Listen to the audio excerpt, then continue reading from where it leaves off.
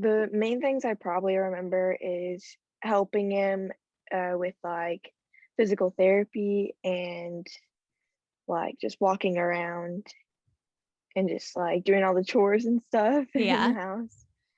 So like whenever we were younger and we lived in DC or around Maryland, we used to play games with him for physical therapy. So it was always kind of fun on our side because, it was like little games that we'd have to play with him. Yeah. And I just remember that being like, I feel like everything that is fun, that's the most stuff you remember. So Yes.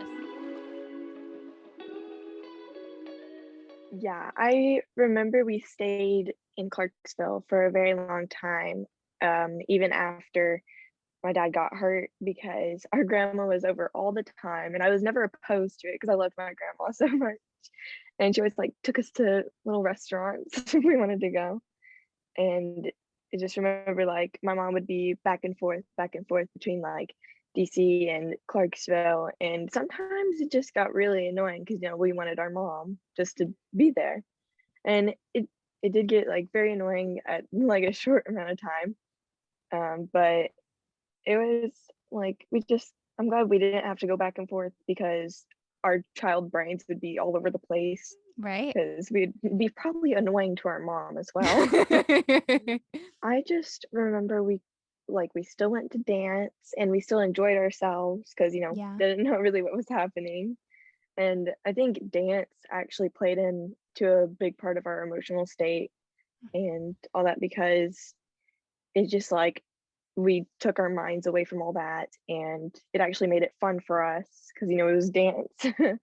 And we got our dance teacher, she constantly like babysat us all the time and we'd go to like little restaurants, she'll take us home and then like we'll play Barbies and all that. It was just like a lot of free time on our hands and it Yeah, was for pretty sure. fun. Yeah, that sounds really fun. And having, dance, it's like a stable place where you had always loved it, even though you Mhm. were 5, but you had been dancing Yeah, for quite a while then. So you had always loved it. So having that, it's like a stability factor to, for, yeah, yeah. your emotional health. Like, for me, it was school. And I still love school to this day. My parents call me a nerd because anytime I don't have school, it's like I don't know what to do with myself. So for me, that was school. But I think that is so important when you're going through a traumatic situation like this to have something stable for when, Mhm. you know, it motivates you to actually do something with yourself.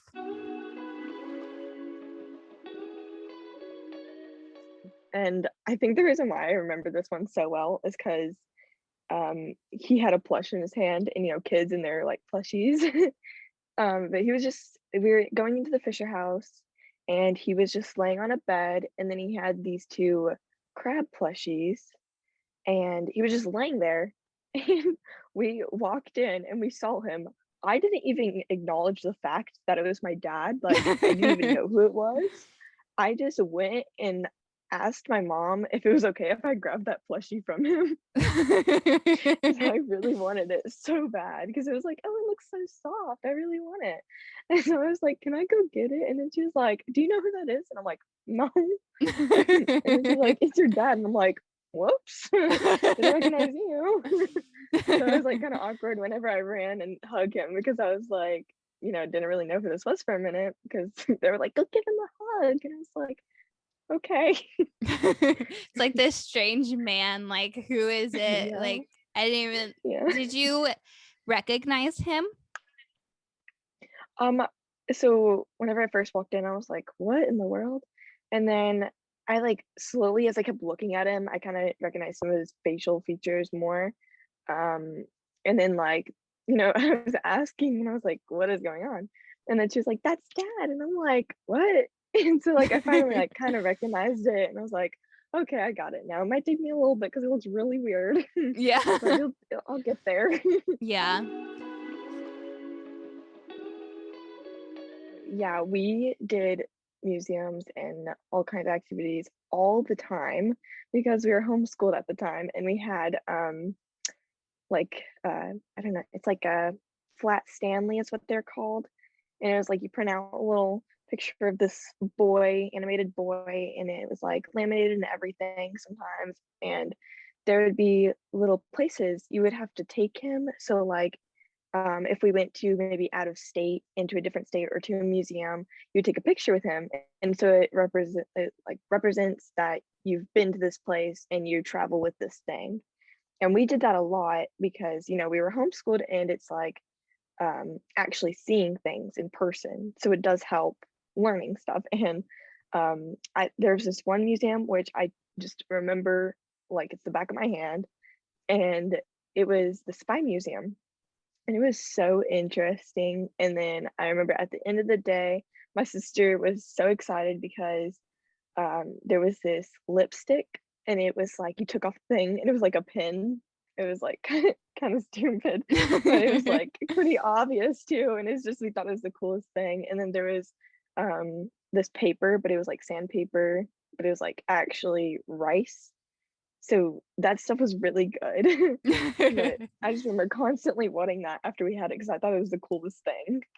That was probably like my favorite museum to go to, and Yeah. just all those historical things. They're so cool.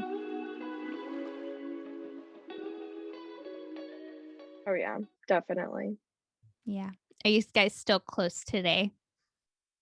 Um, yeah, despite her like, bluntness and like just sibling rude, we're overall like, especially this year, we've become a lot more closer than like when she was in eighth grade or something. Because she just, I don't know, it was just, I think, I think it's just like whenever we moved here, and she finally went back into a public school, and it was her eighth grade year. She did have it harder because she only had 1 year until she was going into high school, and I had Mhm. like 3 more years to prepare till I was going.